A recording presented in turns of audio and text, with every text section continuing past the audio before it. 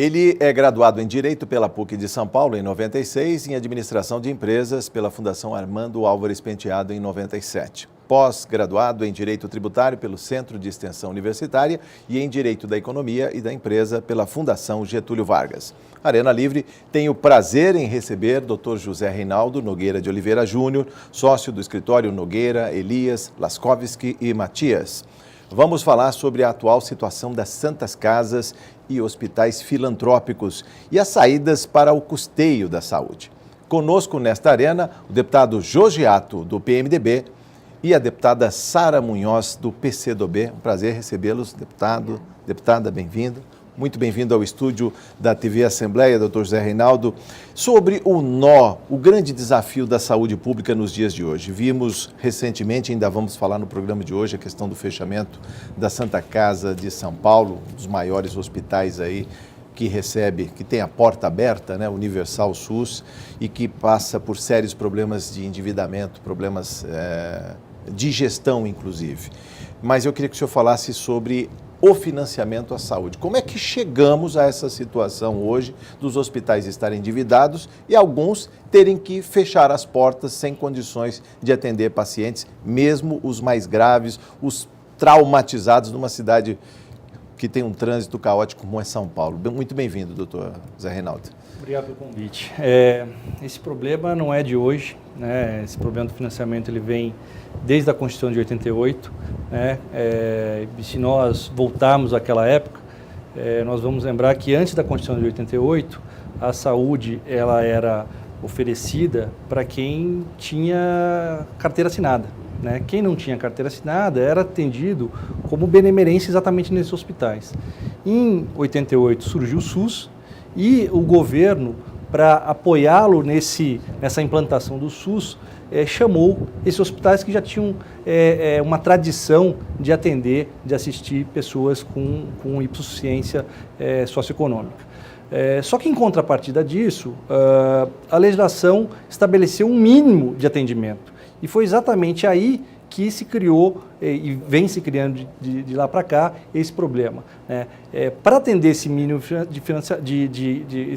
de atendimento, as instituições começaram a financiar esses atendimentos, na medida em que os valores pagos, muitas vezes pelos atendimentos prestados, eles eram insuficientes, como ainda são, para sua realização. Óbvio que a gente não pode generalizar, existem alguns atendimentos que o pagamento, a contraprestação financeira, ela é adequada, mas muitos atendimentos, principalmente aqueles de média e baixa complexidade, esse equilíbrio não existe. Então, o problema do financiamento na saúde pública, especialmente na saúde pública prestada por essas entidades, ela vem desde a criação do SUS. Sim. Deputada Sara Munhoz, muito bem-vinda ao Arena Livre mais uma vez. Vamos falar de saúde pública, principalmente a questão do financiamento, a falta de recursos e problemas de gestão já verificados aqui. Muito bem-vinda. Obrigada. Eu gostaria de fazer um adendo, José Reinaldo, no seguinte sentido. O SUS, quando ele veio como uma política de saúde e ele não veio como política de doença. Então, como política de saúde, ele era um sistema que preconizava dar recursos para que as pessoas estivessem bem, para que as pessoas tivessem saúde pública. E aí, você sabe bem que veio todos os IAPs, aí veio o INPS, juntou tudo, montou-se o INAMPS, que fez uma forma de transição, aí veio o SUS, né? Mas o SUS como sistema único, mas antes disso, dele vir como sistema único, veio as ações integradas de saúde, porque precisava integrar a ação de saúde para depois implantar o sistema. Em tese, o brasileiro tinha condições para estado de saúde, em tese. Na prática, observou-se que, a partir do momento que as pessoas tinham acesso e que agora elas poderiam vir, não mais marginalizadas, não mais cotizadas de indigentes, que era o que as Santas Casas atendiam. E o processo de cidadania dela dava-lhe o direito a acesso à saúde e, consequentemente, um atendimento à doença, essas pessoas começaram a procurar mais. E existia uma subnotificação muito grande, Jorge, mas muito grande, de doenças, coisa que o sistema de saúde foi se aprimorando e foi também mostrando que este buraco, este rombo, ele era muito maior do que se imaginava. Então, quando nós falamos assim, que as Santas Casas foram convidadas, porque já existia uma estrutura, outros hospitais que não eram Santas Casas, mas que eram hospitais privados e que aceitariam atender o paciente, ele entendia que também não estava, o sistema de saúde não estava tão precário da forma como ele se apresentou no momento onde se afloraram todas as questões.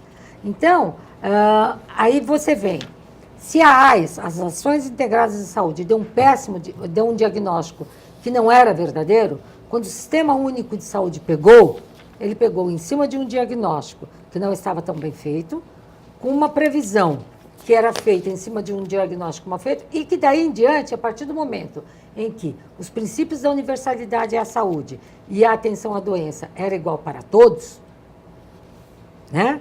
Aí você vê que você tem muito menos recursos do que doença e ausência de saúde, por assim dizer.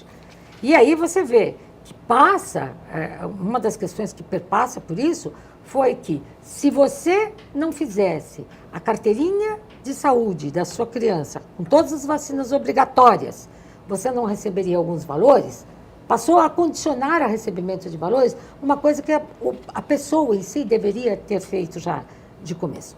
Então, eu concordo quando você diz da gestão, mas eu acho que ainda o problema não começa com o SUS.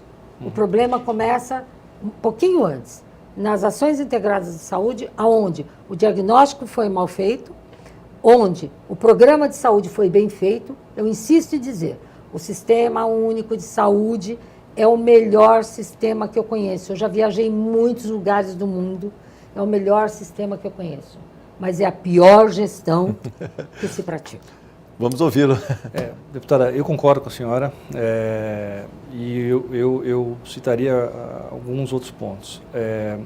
Primeiro que a saúde ela tem uma característica especial, em que o aumento da oferta aumenta a demanda. E é o que a senhora disse. Quer dizer, a partir do momento que passou-se a haver uma oferta de serviço que não existia antes, né, aqueles que não procuravam, não tinham oportunidade de procurar o serviço, passaram a procurar. Então, essa é uma característica do setor saúde. Quanto mais oferta tem, mais demanda também existe, apesar dos recursos serem finitos. A senhora tocou num ponto de que outras entidades da iniciativa privada com fins lucrativos também foram chamadas a suportar esse novo programa, e aqui eu quero fazer uma parte. Eu também acho que o SUS tem muitos méritos, né? Eu não sou um crítico do SUS, muito pelo contrário, mas se nós avaliarmos os números, os percentuais de participação da iniciativa privada com fins lucrativos e a iniciativa privada sem fins lucrativos, ele começou a se inverter. Lá, naquela época, a iniciativa privada com fins lucrativos tinha uma participação muito mais ativa. Perfeito. E ela deixou de ser ativa na medida em que era perceptível que o valor que estava se pagando pelo serviço não era suficiente para remunerá-lo, né? Então, as entidades filantrópicas, com a missão da benemerência, acabaram relegando, né, deixando num segundo plano esse aspecto do equilíbrio econômico-financeiro. E um ponto que eu acho que é importante e muitas vezes não é tão valorizado nas discussões, né? Isso eu falo porque é voz comum, né, as nossas autoridades em todas as esferas de governo, reconhecer que existe um subfinanciamento da saúde, né, um subfinanciamento público da saúde, é a questão da ilegalidade do desequilíbrio econômico-financeiro na relação entre o Estado e o particular. Quer dizer, tem uma ilegalidade inerente nisso daí, né? Então, eu acho que a solução desse problema, ela não passa apenas, então, somente por tratar o subfinanciamento. Ela é muito mais complexa que isso. Ela envolve problema de gestão, tanto do público quanto do privado, né? Acho que a gente tem que reconhecer os problemas para a gente buscar solucioná-los, né? Existe um problema sério de rede, né? Existe muitas vezes duas instituições exercendo o mesmo serviço. E sobreposição de um lado e falta, carência do outro. Exatamente. Existem hospitais com uma taxa de ocupação elevadíssima e hospitais com taxa de ocupação baixíssima. Então, isso é problema de gestão, né? Tanto do público quanto do privado. E mais, eu acho que essas instituições sem fins lucrativos, essas instituições filantrópicas, elas são instituições da sociedade, né? E por conta disso, eu por alguns anos fui representante dessas instituições, seja na Federação Estadual aqui dos Hospitais Filantrópicos de Santas Casas, como também em Brasília, na Confederação. Eu acho que nós precisamos pensar a governança dessas instituições, né? São instituições da sociedade e muitas vezes essa questão da governança também não é muito bem tratada. A senhora queria um comentário, deputada?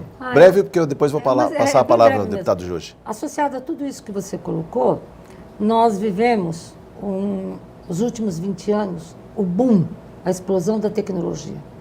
Então, hoje, nós temos uma grande quantidade de diagnósticos, doenças novas que estão aparecendo, o encarecimento por conta desses diagnósticos, doenças que não são nobres, mas que precisam ser tratadas e que vão de encontro justamente com isso que você disse. Então, você fala assim, olha, o HC de São Paulo está explodindo.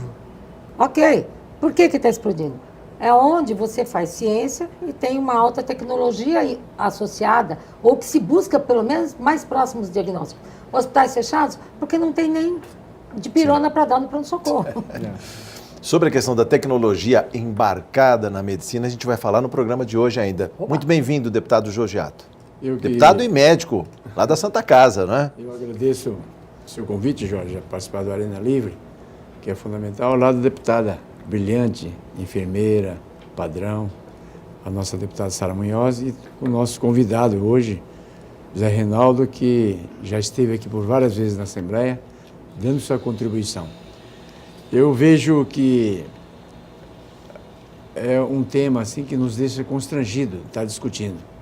Ver as nossas instituições, né, filantrópicas, Santas Casas, hospitais, em más condições. Se você for para o interior, você vai ver hospitais em péssimas condições, sem pintura, promíscuo, sujo, mal cuidado, com falta de medicamento, falta de profissionais. Você chega num pronto-socorro aqui na Zona Norte, por exemplo, num hospital filantrópico, vê lá um médico, uma médica, num final de semana, atendendo toda aquela população em condições precaríssimas. E a gente sabe que saúde é recurso. Saúde tem que ser administrada. Na época do INAMPS, por exemplo, a Sara bem lembra disso, os hospitais que tinham convênio com o INAMPS canetavam. Porque eles pagavam mal, então eles colocavam 2, 3, 5, 10, 20 consultas a mais, pequenas cirurgias a mais, para poder sobreviver.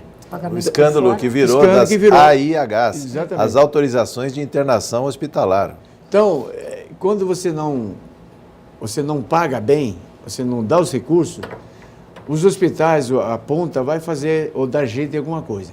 Então, essas coisas que não pode ter. Nós temos que legalizar o país. Ter um Brasil legal e ter um Brasil ilegal. Tem que ser um Brasil legal. Então, essas coisas não podem acontecer. E na saúde é muito sério, porque saúde é a coisa mais importante. Então, eu vejo, professor José Reinaldo, que nós estamos num beco sem saída. Hoje nós temos as instituições falidas, a própria Santa Casa, que eu pertenço à Santa Casa, eu me formei na Santa Casa, eu sei da idoneidade, da competência que tem a Santa Casa. Se um ou outro funcionário ganha mais, isso aí é questão de gestão, tem que se acertar isso aí. Não dá para aceitar uma pessoa ganhar R$100 mil e as pessoas tendo necessidade, o hospital sendo fechado, indo para a falência, o PS fechando, um dos maiores pronto-socorro aqui da América Latina, sendo fechado por falta de recursos. Então, essa questão de gestão tem que ser controlada, penso eu, e também nós temos que fazer uma reforma. Não dá para deixar como aí está. Está muito difícil. Os médicos mal remunerados, não tem profissionais que querem ir para lá, ao lado da violência, né, que consome recursos do SUS. O SUS é o melhor programa, eu acredito que seja o melhor. Só que nós temos que dar recursos àqueles que prestam serviço através do SUS. Então, professor, eu gostaria de perguntar para o senhor, O que o senhor pensa em qual a saída para essas instituições, as Santas Casas, os hospitais filantrópicos, né, que estão passando muita necessidade, qual a saída que nós temos, além da questão da gestão e também da honestidade, né? Bom, deputado, como o senhor falou que a situação está tão crítica que quase não existe saída, né? E esse é um ponto bastante preocupante, porque hoje essas instituições representam tanto no atendimento público nacional, né? A gente está falando aqui em São Paulo, mas a gente pode avançar para outros estados, que existe uma interdependência muito grande, tanto delas com relação ao Estado, que é o maior cliente dessas instituições, quanto do Estado com relação a elas. Quer dizer, eu costumo dizer que a falência dessas instituições vai significar verdadeiramente a falência do próprio SUS. Sim. Porque o percentual de atendimento que elas realizam hoje é tão grande dentro do universo do atendimento SUS, que não existe capacidade do Estado, e quando eu falo Estado em sentido lato, né, governo federal, governos estaduais, governos municipais, de ocupar esse espaço de uma forma rápida. E vice-versa, também se fosse opção dessas instituições não atender mais o SUS, né, realizar benemerência de outra forma, elas estão tão dependentes do SUS que elas não conseguem substituí-lo, né? Então, eu acho que esse é o primeiro ponto. Acho que a solução ela passa a ser corrigida quando ela é encarada dessa forma. Eu preciso tanto delas e elas precisam tanto de mim que tratá-las de forma indigna, inclusive no que diz respeito ao financiamento, é me tratar de forma indigna, né? Esse é o primeiro ponto.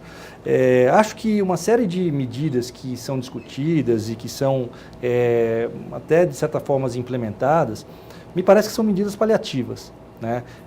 Pensar em aportar mais recurso ou numa outra instituição, pensar em buscar uma linha do BNDES, pensar em um refis para essas instituições, é abaixar a febre, não é curar a doença, né? Por quê? Porque se eu aporto um recurso a fundo perdido, eu preciso saber se aquele recurso vai ser aplicado de forma a melhorar a performance, melhorar a operação daquela instituição, né? Não adianta eu destinar um recurso para fora de uma rede, fora de um processo sistêmico. Não adianta eu destinar um recurso para um investimento se ele não vai ser sustentável, né? Tratar de contingenciamento de dívidas, seja dívida pública via um BNDES, ou seja dívida privada junto a alguma instituição bancária, precisa ver se a instituição ela vai ter spread suficiente para pagar os juros, para pagar essas parcelas. Senão, lá na frente, a gente só está adiando o problema, né? Então, eu penso que a solução desse problema, deputado, ela vem... É uma solução complexa, como eu falei, ela vem de avaliar a questão do subfinanciamento, e aqui eu também quero fazer novamente uma parte. A deputada muito bem disse que o SUS é um excelente programa, né, que universalizou o atendimento, mas a gente tem que fazer uma reflexão. Existe recurso para ter esse atendimento universal? Se existir, ótimo, vamos fazer o que ele é bárbaro. Agora, se não existir, a gente não pode ficar na falsa expectativa de que a gente vai conseguir fazer tudo, né? É uma discussão difícil, né? Porque eu acho que o desejo de todo mundo é atender de forma universal. Mas existe recurso para isso? Se existir, ótimo. Mas não é melhor criar esse recurso, como defendem os administradores, gestores públicos, quando, por exemplo, da Copa do Mundo, nós gastamos 12 bilhões para financiar estádios de futebol no país do futebol. Deu no que deu. Nós temos, segundo o secretário Davi Wip, que esteve aqui na Comissão de Saúde, nesta Casa de Leis, uma dívida de 17 bilhões das Santas Casas e hospitais universitários. Como financiar essa dívida? O senhor falou, não tinha recurso para construir estádio e o recurso apareceu. Também não tem recurso para a saúde, tem essa dívida monstruosa de 17 bi. Como equalizar isso? Como começar a pagar um pedaço, amortizar esse capital que se deve? Então, o pagamento da dívida é uma parte, né? Porque não adianta pagar a dívida e daqui a 10 anos a gente tem mais de 17 bilhões de dívida, né? Por isso que eu insisto, eu acho que o tratamento desse problema é complexo, né? Precisa buscar um recurso para saldar essa dívida? Precisa. E eu acho até que é absolutamente legítimo, né, alongar essa dívida, não perdoar essa dívida. desde que haja a condição dessas instituições prestarem o serviço ao SUS como elas prestam, com um spread que é natural. A deputada falou, o setor saúde é um setor de muita inovação tecnológica. Os profissionais do setor saúde são profissionais caros, e são caros porque hoje fazer um curso de medicina, hoje fazer um curso de enfermagem, a dedicação dessas pessoas ela é muito, muito grande. Portanto, eles são profissionais bastante capacitados e com remuneração acima, muitas vezes, da média de mercado. Então, isso tem que ser pensado. Não adianta solucionar os 17 bilhões e daqui a 10 anos nós temos mais 20 bilhões de dívida. Eu acho que esse que é o grande problema que precisa ser tratado. Tá. Deputado Jorge, uma breve pergunta para a gente fechar esse bloco. Eu vejo, professor, que, como a deputada Sara disse antes, que com a modernidade, com a modernização da medicina, nós usamos muitos aparelhos, muito exame mais sofisticado. E antes, a gente tinha um estetoscópio, né? Um estetoscópio que você, através de propedêutica, você conseguia fazer o diagnóstico. E vivemos até muito bem. Tinha um bom atendimento no ídolo dos nossos avós, né? Os antepassados. E hoje não, você pede exames sofisticadíssimos, que às vezes o médico poderia estar utilizando-se no último caso, e usa o caso como rotina. Isso sobrecarrega o SUS, né? Não é isso? Sem dúvida, sem dúvida. Isso quando um mesmo paciente ele não faz um exame numa cidade e depois faz na outra, onerando o sistema. Eu tive a oportunidade, por alguns anos, de acompanhar também algumas experiências fora do país na área de saúde, e da mesma forma que existe uma complexidade muito grande em determinados atendimentos, muitos atendimentos, depois de serem estabilizados, eles não demandam uma complexidade muito grande, um investimento muito grande. E às vezes a gente vê pacientes ocupando leitos hospitalares com alto valor, com alto custo, né? Enquanto depois de estabilizados, ou no caso de doenças crônicas, eles podiam estar sendo atendidos em estabelecimentos com um custo muito menor. Quando eu falo da demanda pública, problema de gestão pública, é isso, é encarar que você pode fazer mais com menos recursos, desde que haja uma gestão adequada do tratamento da saúde. Sobre essa gestão, vamos falar mais no próximo bloco do Arena Livre, que volta em instantes.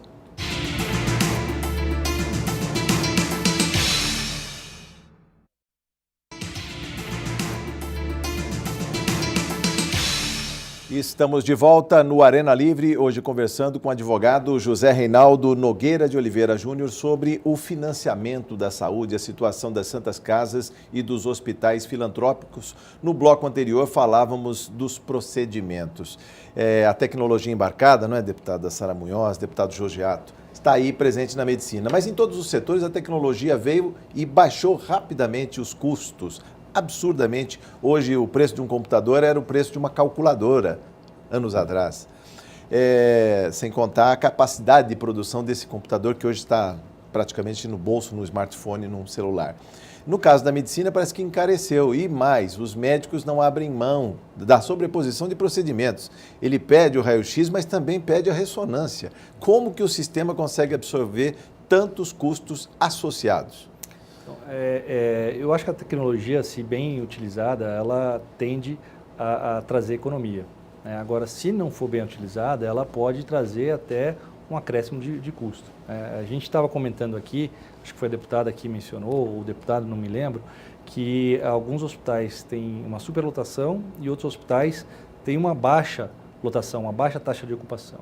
Então, imagine só uma instituição que não tenha demanda para um determinado serviço, adquirir um equipamento caro, né, com todo o recurso humano necessário para operar esse atendimento. Evidentemente que essa tecnologia ela é mal utilizada, porque não vai existir demanda para justificar aquela oferta de serviço. Então, eu acho que isso tem que ser muito bem pensado, né? Quando a gente fala em rede, há alguns anos foram feitos alguns levantamentos aqui no interior de São Paulo, né, para tentar apresentar uma proposta de melhor gestão, gerenciamento da rede, e a gente observou que numa micro-região, um determinado número, não muito pequeno de hospitais filantrópicos, aquela região tinha essa característica de ter hospitais filantrópicos e não hospitais públicos, todos eles ofereciam parto, né, serviço de parto.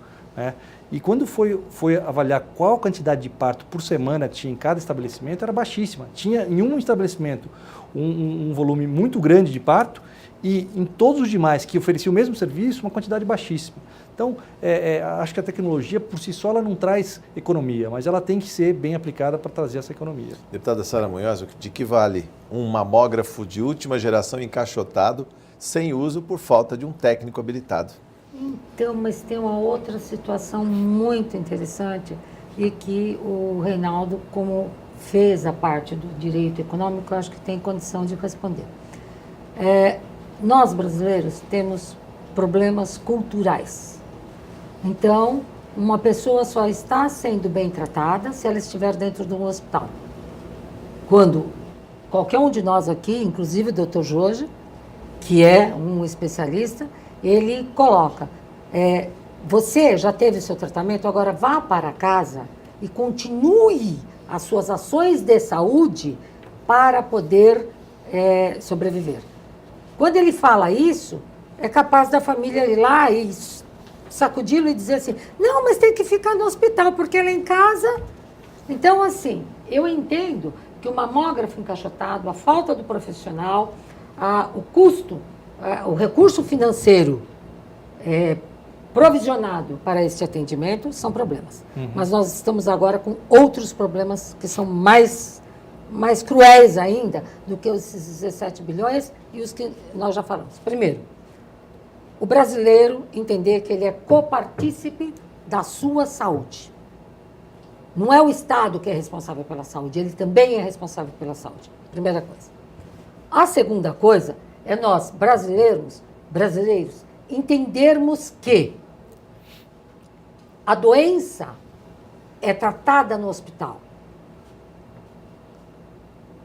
A retirada da doença e a cronicidade tem que ser tratada em casa. E que nós temos que assumir os nossos doentes, sim. Temos que entender que a população está envelhecendo. Temos que entender que o Estado precisa urgentemente, e eu já entrei com um projeto de lei nesta casa, para colocar pacientes de cuidado paliativo, é aquele paciente que tem que ser tratado com dignidade, tem que ser tratado com toda a medicação que ele precisar, não pode sofrer dor, tem que ser tratado com tudo que ele precisa, mas não ocupando espaço de alta tecnologia, ocupando espaços de tecnologias que são necessárias a ele. Por quê? Às vezes nós temos a escolha de Sofia, um senhor com 95 anos, um pulmão já sem condição nenhuma, utilizando um respirador, e uma criança que acabou de ser mordida por uma abelha, e uma insuficiência respiratória violenta, não conseguindo internar por causa daquele equipamento. Então, nós também temos que ter uma mudança cultural. E essa mudança cultural, ela também depende de uma nova visualização do status quo da economia dessa população. Então, caro professor José Reinaldo, junta tudo isso e vê se o senhor acha a luz no fundo do túnel para nós, por favor. Olha, o desafio.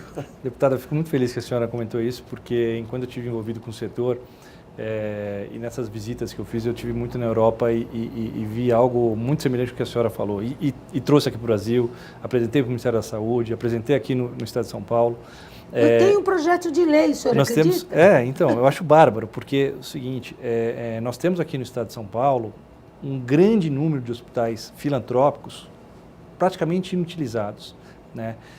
Cujas estruturas, se adaptadas para esse tipo de atendimento, seriam perfeitas, porque eles estão próximos da família, né? Quer dizer, alguns atendimentos, e essa foi a experiência que a gente tomou no exterior, existe um fluxo de atendimento que o paciente, ou ele já está estabilizado, ou ele é um paciente crônico, mas ele tem que ter um atendimento um pouco mais dedicado, mas ele não precisa estar num leito de alta tecnologia, ele pode estar num leito com baixa tecnologia, com muito baixa tecnologia, com uma equipe formada por assistente social, formada por fonoaudiólogo, formada por terapeutas, e não precisa de uma equipe médica enorme, né?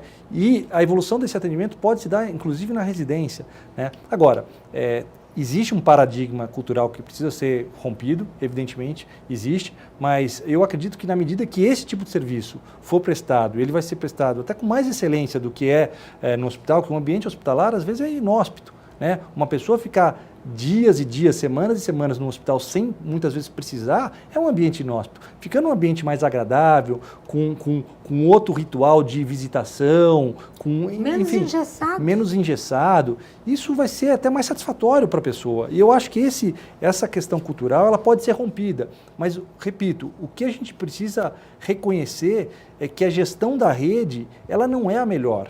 Né? Se nós reconhecermos isso e começarmos a buscar alternativas, tal como acredito que a senhora apresentou, para melhorar essa eficiência da rede, contando com aquilo que já está aí, né? Contando com os estabelecimentos que já estão aí à disposição, eu acho que a gente consegue fazer mais com o mesmo recurso. Só para o senhor ter uma ideia, só para o senhor ter uma ideia, o governo do estado de São Paulo tem um programa chamado Melhor em Casa, e que as famílias se recusam a levar os pacientes para cuidar, porque elas têm que ter corresponsabilidade na assistência. Mas eu acho que existem tantos programas de incentivo estaduais, né?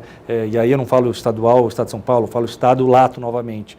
Por que não criar um programa de incentivo para uma ação dessa? Quer dizer, a gente percebe que muitas vezes a sociedade é inerte, mas é exatamente por isso que o Estado tem um papel de indução, né? E eu acho que isso pode ser uma solução. Deputado Jogi, só para lembrar, o secretário da VIUIP na Comissão de Saúde disse que há 21 mil leitos ociosos em hospitais da rede pelo interior. Enquanto isso, em algumas cidades, tristemente, a gente vê pacientes sendo atendidos em maca, que é do SAMU, ou seja, para uma ambulância para atender no hospital, na maca do SAMU, porque não sequer maca temos para atendê-los. Deputado. É muito lamentável isso, né? Muito lamentável. Eu quero perguntar para o senhor, professor José Reinaldo, UTI, alta tecnologia, aparelhamento. Você chega no hospital, você vai no plantão controlador que tem que passar todas as vagas, e sempre não tem vaga. Se quiser uma vaga na UTI agora, o cara vem para o gabinete, vem nos procurar, porque não consegue normalmente, a gente telefona para o plantão controlador, não tem vaga. Aí você chega nesses hospitais, você encontra 2, 3 vagas, em média. Isso é umas visitas que eu tenho feito em alguns hospitais. Como é que nós podemos controlar isso aí? Se nós temos 27 mil leitos ociosos, que não tem os leitos, mas não, o governo, quem controla isso, não controla. UTIs, que é fundamental, nós não temos. Precisa de vaga, não tem, e está lá a ociosidade. Por quê? Não sei o que acontece. Será porque pagam mal o médico está na UTI e não quer trabalhar, e não vaga lá o leito e não informa já o plantão controlador? O que é que nós poderíamos fazer? Né? Você vê esses leitos não, que foi citado pelo 21 mil, deputado. 21 mil. É um número muito grande, isso são vários hospitais.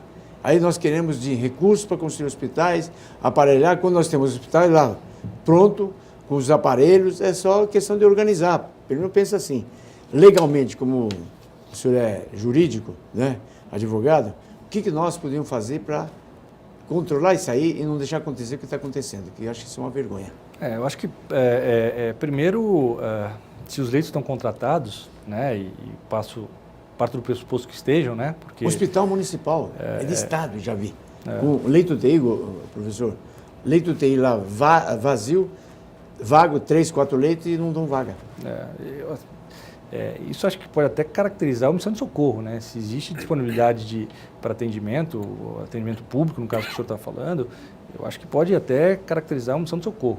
Agora, se existe também situações como essa em hospitais privados, sejam eles com ou sem fins lucrativos, que foram contratados, que disponibilizaram para regulação esses leitos, eles não estão sendo utilizados, muito embora exista demanda para tanto, eu acho que é um problema de fiscalização. Eu advogo por um papel do Estado muito menos executor, mas muito mais formalizador de políticas públicas e fiscalizador da execução da política pública. Né? E essa questão de 21 mil leitos, eu acredito que nem todos eles, claro, não são leitos de alta complexidade, mas são leitos que estão à disposição para que sejam adequados à demanda de serviço. E aí eu vejo fundamentalmente essa questão de demandas com uma carência menor de tecnologia que podem ser efetivamente atendidas por esses hospitais. Doutor José Reinaldo, eu estou inaugurando uma rodada de breves perguntas, também breves considerações. A nossa produção retirou do Portal da Saúde, do Ministério da Saúde, foi uma fala do ministro Arthur Quioro. 1.824 hospitais beneficentes sem fins lucrativos existentes no país, 1.722, ou seja, 94% estão inseridos no SUS. 44% deles apresentam mais de 50 leitos e realizam 42% das internações da rede pública e 20% dos procedimentos ambulatoriais de média e alta complexidade. Estou falando de uma rede para 150 milhões de brasileiros. 50 milhões podem pagar ou estão nos planos de saúde. A gente não reinventou aqui, ou seja, saúde para quem pode pagar e saúde para quem não pode, e aí uma disputa de vidas, aliás, um desperdício de vidas, uma disputa por leitos, por UTIs na saúde pública, e do outro lado, não vou dizer que são privilégios, mas quem pode pagar por uma saúde de primeiro mundo, doutor? Eu não encaro o SUS como um programa só para quem não tem recursos. Se a gente for pensar, muitos atendimentos de alta complexidade não são atendidos por plano de saúde e o assistido ele vai se valer do SUS. Então, acho que também não, na minha opinião, também não está correta essa imagem que SUS é só para quem não tem recurso. Acho que o SUS ele é importante para vários. Eu tenho pessoas na minha família, né, que se utilizar do SUS, e eu acho que eu não posso me considerar, não posso considerar minha família que esteja numa situação de hipoficiência socioeconômica. Então, acho que o SUS ele realmente é universal. Alta complexidade, pelo menos, a questão dos transplantes, programa de distribuição de remédios, de atendimento a pacientes com HIV, então são excelências do SUS, Exato. Aliás, que são copiadas pelo mundo afora. Então, eu acho que é exatamente isso. Agora, como você mesmo mencionou, a relação dessas instituições com o SUS ela é muito interligada. Quer dizer, o SUS não pode prescindir delas e nem tampouco elas do SUS. Portanto, eu acho que sentar de forma madura, e é uma discussão complexa, porque envolve investimento nacional, do governo federal, estadual, municipal, mas eu acho que tem que ser feito uma conversa franca, eu acho que tem que ser, em alguma medida, revistos alguns marcos legais do setor, para que a gente tenha mais eficiência e, eventualmente, até uma conversa franca no sentido do que o SUS vai oferecer. Né? Vai existir uma limitação, vai se preservar a universalização, enfim, vai haver uma contrapartida da sociedade.